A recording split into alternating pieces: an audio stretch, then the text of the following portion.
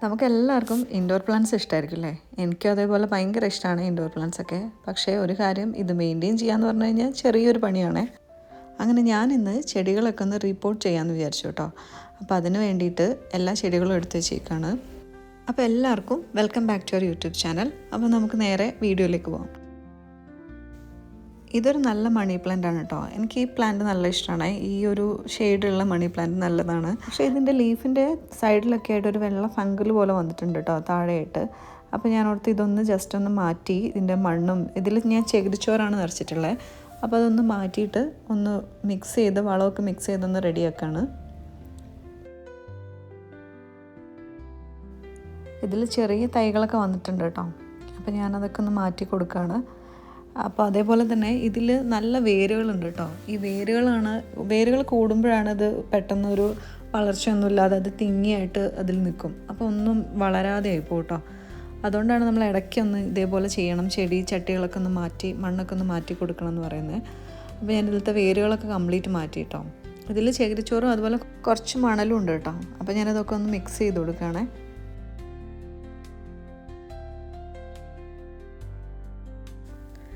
ഈ കമ്പോസ്റ്റ് നമുക്ക് വീട്ടിൽ തന്നെ ഉണ്ടാക്കാം കേട്ടോ, ചെടിക്ക് വേണ്ടിയിട്ടുള്ളത്. അപ്പോൾ ഞാനത് വീട്ടിൽ തന്നെ ചെയ്തിട്ടുള്ളതാണ്. അപ്പം കുറച്ച് കമ്പോസ്റ്റിലേക്ക് കുറച്ചുകൂടെ വളം ഇട്ട് കൊടുക്കുകയാണ്. അപ്പോൾ ജസ്റ്റ് ഒന്ന് മിക്സ് ചെയ്ത് കഴിഞ്ഞാൽ നമുക്ക് ചെടിക്ക് അത്യാവശ്യം ഗ്രോത്തിന് വേണ്ട വളം നമുക്ക് പുറത്തുനിന്ന് മേടിക്കുന്നതും മിക്സ് ചെയ്യാം. വീട്ടിലുള്ള കമ്പോസ്റ്റും കൂടെ മിക്സ് ചെയ്തിട്ട് നമ്മൾ ഒന്ന് റെഡിയാക്കി കഴിഞ്ഞ് കഴിഞ്ഞാൽ ചെടിയൊക്കെ അത്യാവശ്യം നല്ലൊരു ഗ്രോത്ത് ഉണ്ടാവും കേട്ടോ.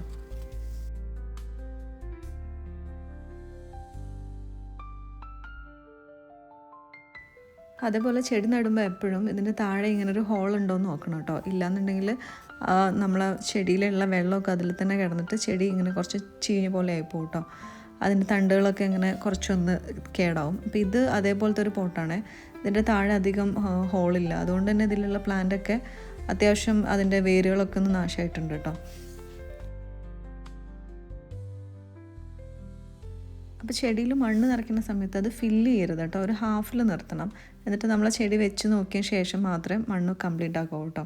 പിന്നെ അതേപോലെ കേടായിട്ടുള്ള ലീഫൊക്കെ ഉണ്ടെങ്കിൽ ഒന്ന് കട്ട് ചെയ്ത് അതിൻ്റെ എക്സ്ട്രാ വേരുകളൊക്കെ ഒന്ന് കട്ട് ചെയ്ത് കഴിയുമ്പം കുറച്ചുകൂടെ ഒന്ന് ചെടി ഒന്ന് കാണാനൊരു ഭംഗിയുണ്ടാവും കേട്ടോ നമ്മൾ നട്ട് കഴിയുമ്പോൾ.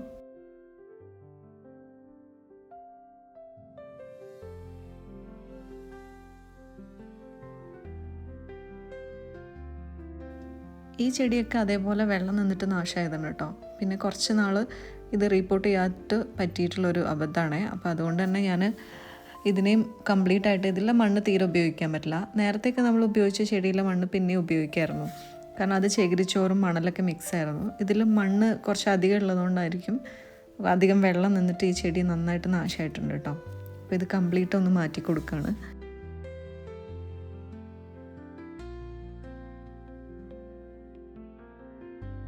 പ്ലാസ്റ്റിക് പോട്ടുകളാകുമ്പോൾ ഇതേപോലെ അധികം വെള്ളം നിന്നിട്ടും ചീഞ്ഞു പോകാൻ ചാൻസ് ഉണ്ട്. അതേപോലെ നമ്മളിപ്പോൾ മൺചട്ടിയിലാണ് ചെയ്യുന്നതെങ്കിൽ അതിൽ പെട്ടെന്ന് എന്താണെന്ന് വെച്ചാൽ വാട്ടർ എവാപ്രേഷൻ നടന്നിട്ട് അത് പെട്ടെന്ന് തന്നെ ആ ഒരു സോയിലൊക്കെ പെട്ടെന്ന് ഉണങ്ങി പോവുകയും ചെയ്യും കേട്ടോ. രണ്ട് രീതിയിലാകുമ്പം ചെടീനെ നന്നായിട്ട് നോക്കണം. ഇല്ലാന്നുണ്ടെങ്കിൽ ചെടീൻ്റെ ആ ഒരു ഗ്രോത്തിനെ ഇതൊക്കെ എഫക്റ്റ് ചെയ്യും കേട്ടോ.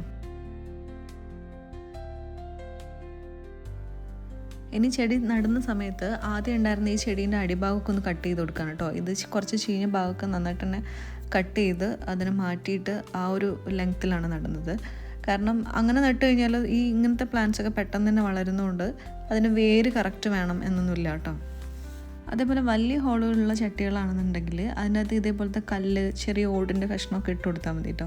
അപ്പോൾ ആ ബേസ് ഒന്ന് കറക്റ്റായിട്ട് നിൽക്കും. അല്ലെങ്കിൽ ഒരുപാട് മണ്ണും അതിൻ്റെ കൂടെ വെള്ളമൊക്കെ പോവും. അപ്പോൾ അതും ഒന്ന് ബാലൻസ് ചെയ്യാൻ പറ്റും കേട്ടോ.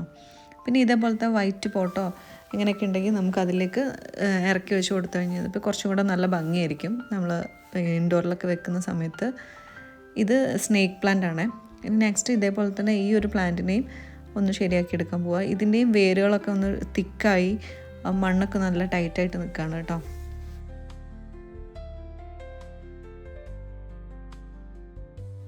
ചെടിയൊക്കെ നടുന്ന സമയത്ത് എല്ലാവരും ഗ്ലൗസൊക്കെ ഉപയോഗിക്കുന്നത് നല്ലതാണ് കേട്ടോ. അപ്പോൾ എൻ്റെ കയ്യിൽ ഗ്ലൗസ് ഇല്ലാത്ത കാരണമാണ് ഞാനിങ്ങനെ ചെയ്യണേ.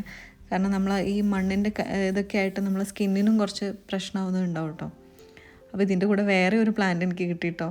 അപ്പോൾ നമ്മൾ കാണാതെ ചെറിയ പ്ലാന്റൊക്കെ ഇത് ഉണ്ടാവുമല്ലോ. അപ്പോൾ അതും എനിക്കിഷ്ടപ്പെട്ട നല്ലൊരു പ്ലാന്റ് തന്നെയാണ് കേട്ടോ. അത് നല്ലൊരു ഇൻഡോർ പ്ലാന്റ് ആണ്.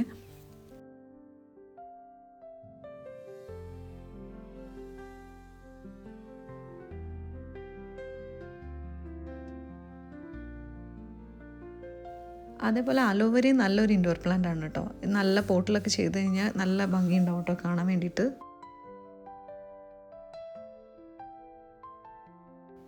ഇത് കക്ടസ് പ്ലാന്റ് ആണ് കേട്ടോ. ഇത് 2 ടൈപ്പ് അതിൽ വരുന്നതാണ്.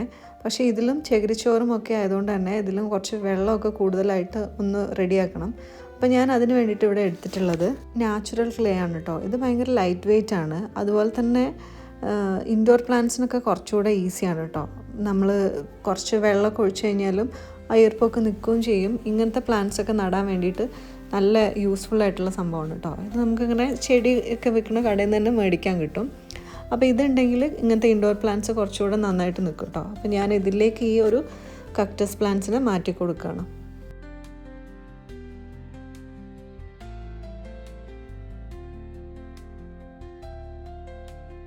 അപ്പോൾ നമ്മൾ എല്ലാ ചെടികളും ഒന്ന് മാറ്റി നട്ടതിന് ശേഷം നന്നായിട്ടൊന്ന് നനച്ചു കൊടുക്കണം കേട്ടോ. ഏത് ചെടിയാണെങ്കിലും ഫസ്റ്റ് നമ്മൾ ഒന്ന് റിപ്പോർട്ട് ചെയ്തുകൊണ്ട് തന്നെ എല്ലാത്തിൻ്റെയും വേരും ഒക്കെ ഒന്ന് മാറിയിട്ടുണ്ടാവുമല്ലോ. അപ്പോൾ നമ്മൾ ഫൈനലായിട്ട് എല്ലാം ഒന്ന് നനച്ച് കൊടുത്തു കഴിഞ്ഞാൽ കുറച്ചുകൂടെ നല്ലതായിരിക്കും. ലീഫും എല്ലാം നന്നായിട്ട് നനയ്ക്കണം. അപ്പോൾ ഇന്നത്തെ വീഡിയോ ഇത്രയേ ഉള്ളൂ. അപ്പോൾ നിങ്ങൾക്ക് ഇഷ്ടമായിട്ടുണ്ടെങ്കിൽ please like and share, subscribe. Thank you for watching.